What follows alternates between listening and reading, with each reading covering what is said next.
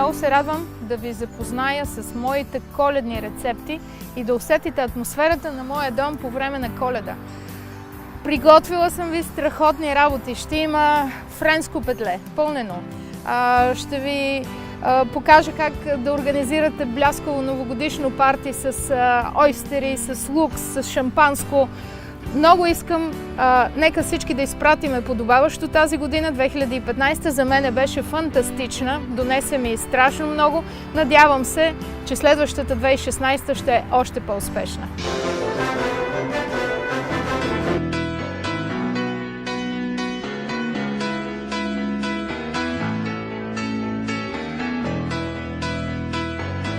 Здравейте! Отново, тук съм в кухнята ми в Холандия. Както виждате, няма нищо общо с кухнята ми в София. Това са старинни холандски плочки. Холандия е известна с керамиката си, с плочките си. Този бар-плот го намерих на тавана захвърлен в къщата на мъжа ми. Той е от 1800 и някоя година. И аз като го видях, яхнах. Викам, вау, това трябва да влезне в кухнята ми. Веднага хванах работниците, свалихме го и както виждате се получи страхотна кухня.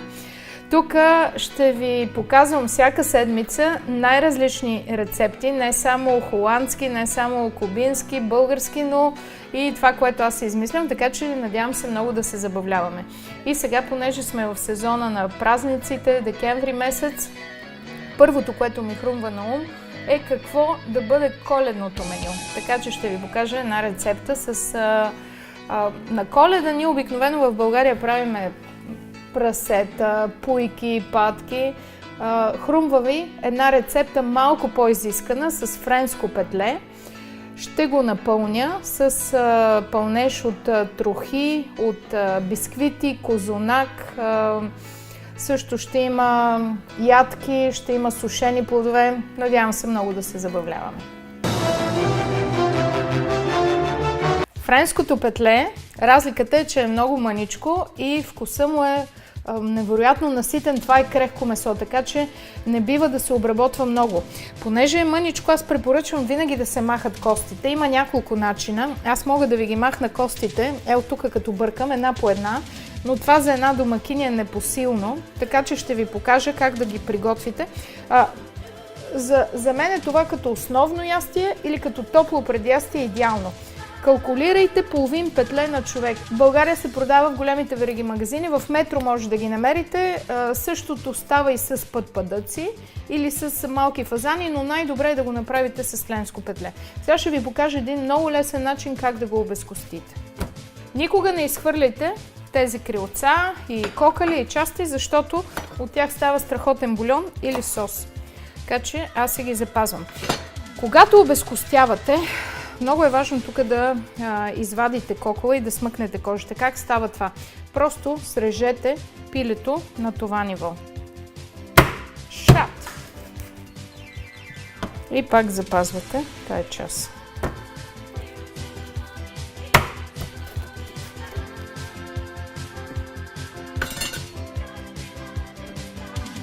Трътката аз не я харесвам, така че също я режа. И започвате. Трябва ви един тънък остър нож. Има два начина за обезкостяване на пиле. Единият е тук през гръдната кост, но понеже това е малко петленце, на гърба е много тънка кожата, аз ви препоръчвам да започнем отвънка. И сега гледайте, тук Холандия, обаче не са свършили работата, има разни перушини. Така че най-добре е това да се... Ако имате някаква горелка, да го минете с горелката. Защото не е приятно. Айде де!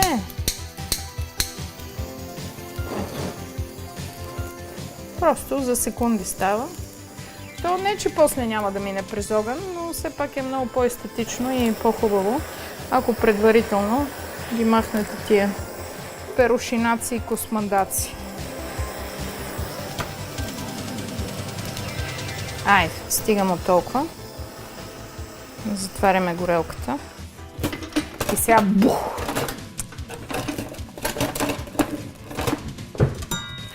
През гърба.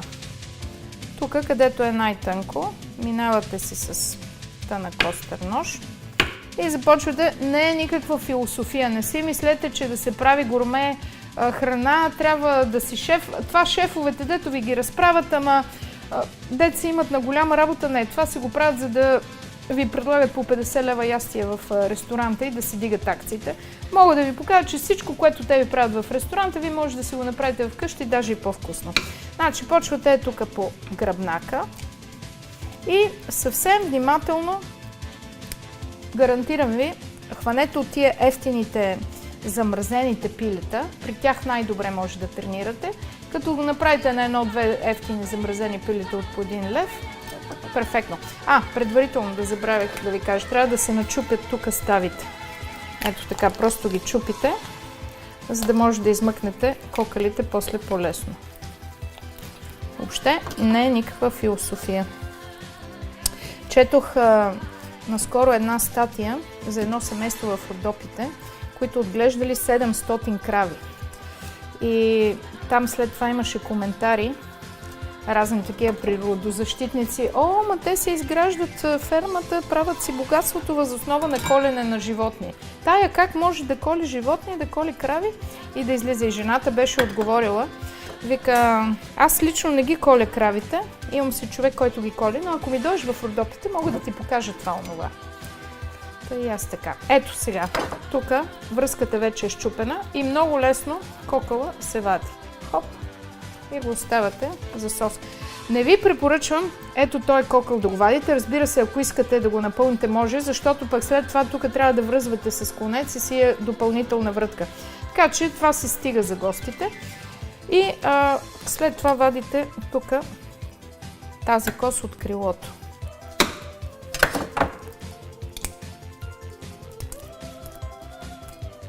Явно има нещо касапско в мен в душата ми, защото толкова енджойвам така да си чупя, да режа и да готвя. На времето исках да ставам, на времето, като бях тинейджър, исках да ставам хирург. И баба и дядо даваха под наем квартири за студенти. Обикновено имахме гърци, те имаха един апартамент на граф Игнатиев и гръцки студенти, но тогава беше едно българче, момиченце. Тя беше студентка по медицина и тя вика, ти сигурна ли си, че искаш да ставаш хирург? Аз викам, да. И тя ме води един път на практика с нея, когато имаха точно анатомия, дисекция. И влизаме в моргата. И вътре, то не е хубаво, защото сега готвиме, но нали, сме в кухнята се приказват какви ли не простоти. И влизаме в моргата и там трупове разфасовани, изкормени и на мен ми стана лошо. Да съм била на 14-15 години. И излезнах и от тогава ми минаха мераците да ставам хирург, но както виждате сега в кухнята. Между другото, тук в Холандия се учи повече за касапин, отколкото за хирург. За хирург учиш 5 години медицина, специализиране после 2-3 години, а за касапин се учи 8-9 години. Така че аз съм си половин хирург. И внимателно тук по коста продължавате да си обезкостявате. Аз, понеже съм левичар и си режа така без проблем с лявата ръка. Ножовете са най-добрите. Той мъжа ми, нали, е месар и е касапин и вика. Аз пък не обичам това, пластмаса, някак си ми е гнусно. Той вика, има си причина да е пластмаса, защото ако е дърво, примерно този нож е правен в Търново от български майстор, който се занимава само с това. С страхотна дръжка от орехово дърво, но той ми обясни, че в дървото растели бактерии и не било хигиенично. И професионалните месари винаги пластмаса, защото било по-стерилно. Глупости. Но продължаваме. И тук, ето както виждате, абсолютно нищо сложно. Аз само следвам коста и дялкам покрай коста. Тук има едни бонфиленца. Сега, дори да резнете малко от кожата, няма да се притеснявате. Аз ще ви покажа как после да си фиксирате проблемите. Ето, виждате ли колко хубаво се получава? Продължаваме тук да обезкостяваме. Трябва да се... Тя връзката тук е скъсана, но трябва да я срежа. Това е прекрасна рецепта за за такива големи празници, където искате да впечатлите гостите за Коледа, за Нова година. Може и в семейството да си ги приготвите, разбира се, но все пак толкова врътки, те мъжете, нали, идват гладни, мушкат каквото им такова, не обръщат много внимание на дизайна. Така че аз ви препоръчвам да не си хабите силите, а да го използвате. Ето сега как махате кокала тук от това буче. Аз леко го изрязвам. Трябва да внимавате да няма хрущяли, да няма... Леко го обелвам и чупя храс. И си го вадя. Да може и за вашия мъж да го приготвите, макар че собствените мъжете тия неща не ги оценяват. Пък ако е чуш мъж, той ще го... Ако е чуш мъж, той ще го оцени, обаче ще го оцени защото иска да ви вкара в леглото и ще ви се направи неинтересен. Така че пак, общо взето за мъже не го правете. Правете го за тежки гости. Банкери, например, ако имате на гости. Банкерите, те са си лисици. Те много обичат такива работи. Така че и се впечатляват, и разбират. Така че ако искате кредит, поканете си банкера у вас, направете му, кажете, о, тук. Правете се на лисичка и ще видите как ще ви отпусне каквото искате. Големи са чревоугодници. И се свикнали. Ето, това се получи в средата. Може да го използвате за сос, може да го използвате за бульон, за супи. Как се прави бульон и как се прави сос? Предварително костите винаги се запичат. Слагате малко зехтин, слагате във фурната на висока температура и запичате. И след това наливате вода или пък бульон от зеленчуци, от нещо каквото имате и оставяте, тук малко месце съм пропуснала, бонфилето, веднага ще го изрежа. И оставате да си къкри, след това притискате хубаво всичко. Има един ето такъв специален уред. Тук в Холандия много се използва, но и в България може да си го намерите. Има ги и като така. Когато вече ви разври, хубаво притискате, изваждате каквото месо останало и ви се получава страхотен бульон, страхотна основа за сос. Колкото по-дълго го държите, се получава като редукция и може да си го използвате, дори може да го замразите. В една формичка за лед го сипвате, замразявате си го и когато ви трябва редукция или бульон, хоп. И вижте каква красота се получи тук от петле. Както ви казах, ако случайно пробиете кожата, въобще не се притеснявайте. Ето тук аз се пробих, защото ви разправям за банкера и за мъже. Тук се проби кожата, няма никакъв проблем. Сложете само парченце месо, тия малките бонфиленца и се получава едно перфектно обезкостено пиле. И вътре плънката може да е каквато си искате. От подиума – предаването, с което ви пренасяме в света на модата и ви запознаваме с най-актуалните тенденции за сезона. Пред камерата на InLive TV застават утвърдени имена и изгряващи звезди от родния и световния подиум. Кани ви на разходка в седмиците на модата, за да седнем на първия ред на дефилетата и да надникнем зад кулисите на най-атрактивните модни марки. От подиума – моден пътеводител на съвременния човек, който държи на своя стил. Добре дошли в кухнята на Мариела Нордел. Това е моя дом. Ще трябва да ме търпите много дълго време.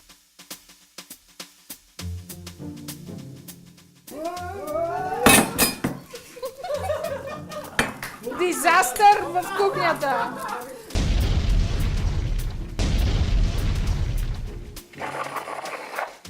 Кунчо, пробвай!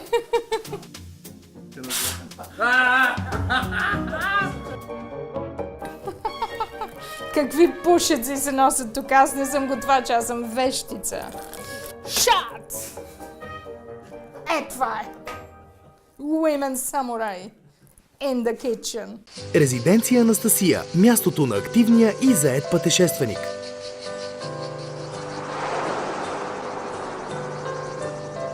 Апартамент Монако е разположен на 99 квадратни метра площ, като в него могат да бъдат настанени до 4 човека. Обзавеждането е елегантно, в нежно синьо и бяло. придаващи морско излъчване на апартамента, състоящ се от просторна и светла всекидневна с много хътове, включващи кухненски бокс и трапезария, стилна спалня с голямо легло и тоалетка, самостоятелна баня с тоалетна и тераса. Tout est bleu. Tout est beau. Tu fermes un peu les yeux. Le soleil est si haut. Подходящ за семейно пътуване или командировка за ден, седмица или месец в зависимост от вашите лични планове.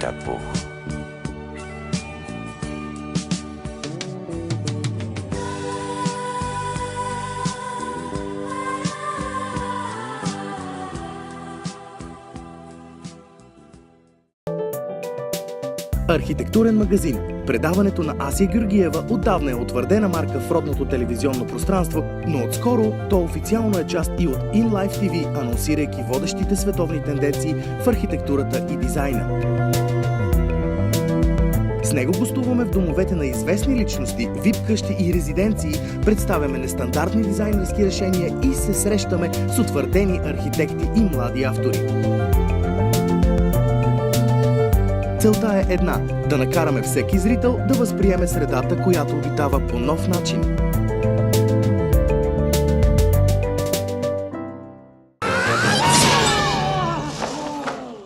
Плънката. Може да използвате абсолютно всякаква плънка. Аз тук имам малко ситно нарязан чесън. От този, много е хубав, от Троянския Балкан. Като тръгнете от София за Варна, по шосето ще видите, точно като минавате там Троянско-Тетевенския край. Има наредени луци, сега му е сезона. Спрете и си купете, накълцала съм малко чесън, сложих малко стафиди, бисквити смлях в блендера и се получи ето тази смес, която със съвсем малко мазнина сега ще сложа и ще запържа на котлона.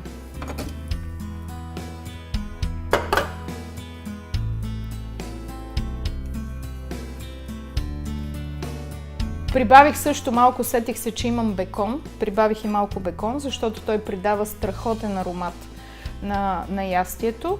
И смлени ядки. Видях, че имам и кашу, орехи. Всичко го смлях и го вкарах вътре и се получи страхотен пълнеж.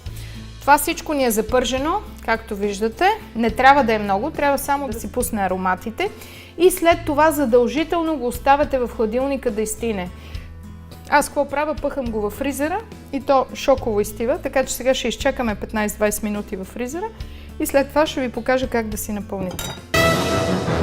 Плънката е вече изстудена. Много е важно, когато правите плънка, ето така взимайте и мачкайте на топка. Въобще не се притеснявайте. Трябва максимално да запълните всичко, но в същото време да не ви изглежда пилето като бременно. Трябва все пак говорим за френско петле, елегантно. Е така намачквайте на топка, слагате в единия край, покривате в другия. Оп, това малко прекалено много го нафраскахме. И след това с клечка го запечатвате.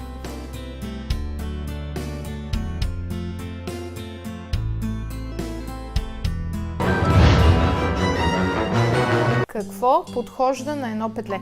Това е много изискано, много френско, много вкусно в същото време. Затова аз не си представям някаква тежка гарнитура, искам нещо по-леко, може би спанак. И как да го приготвим спанака? Сотиран. Слагаме малко чесън и го скълцваме с сол.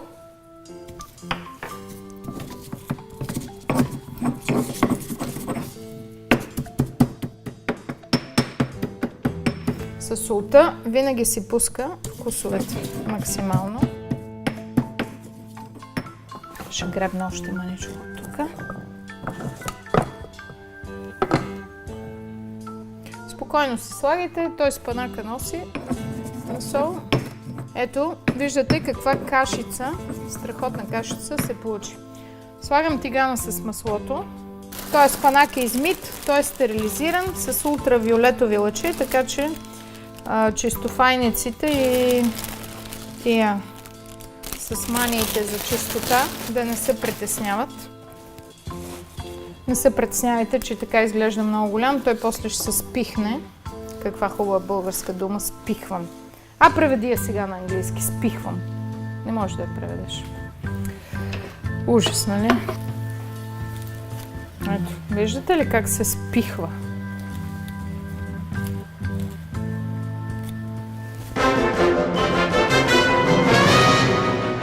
Сотирате спанака в масло. Не му слагате нищо повече, само малко масло. Солта я прибавяте накрая.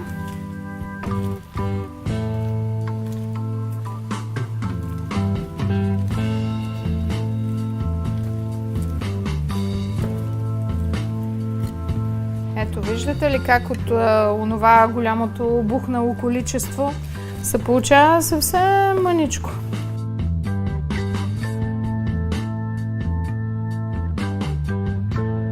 Ще прибавя още малко масло и сол.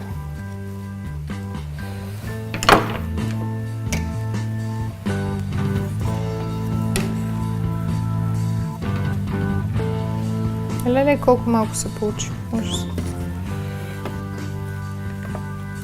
Слагаме чесъна.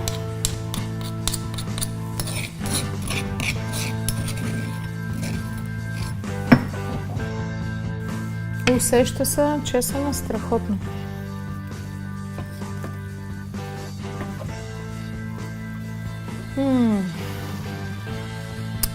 Абе, що съм толкова добра? Спанакът ни е готов.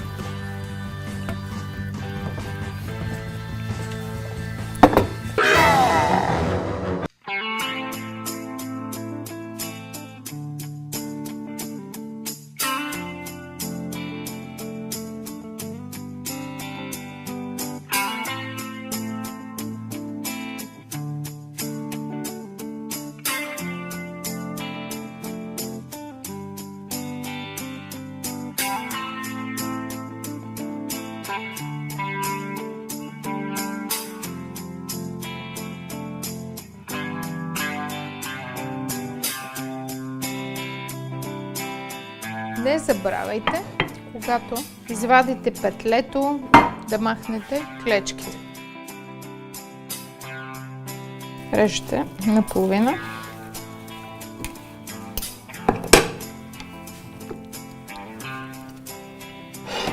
И перфектната гарнитура. Петлето с топлата гарнитура, спанака и сусана. И нито една Коледа не струва, ако не сме с най-близките, с любимите, с приятелите. Аз ви предложих една много хубава рецепта. Френско петле, малко да е по-изискано, но няма значение. Може да предложите хляб, лук, вино, сирене. На времето се запознах с една изключителна жена, Донка Паприкова. Тя е била снаха на Александър Буров.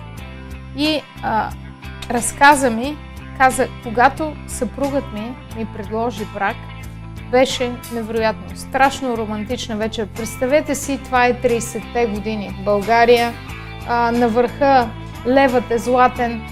И какво ѝ е предложил този човек? Хляб, сирене, вино и лук. Нищо повече. Това беше невероятно изтънчена жена. И тя ми каза, ето това е. Окей, можем да имаме френски петлета, можем да имаме спанак с сусан, може да имаме шампанско, но това няма никакво значение. Обаче, ако може да си го позволите, позволете си. На здраве!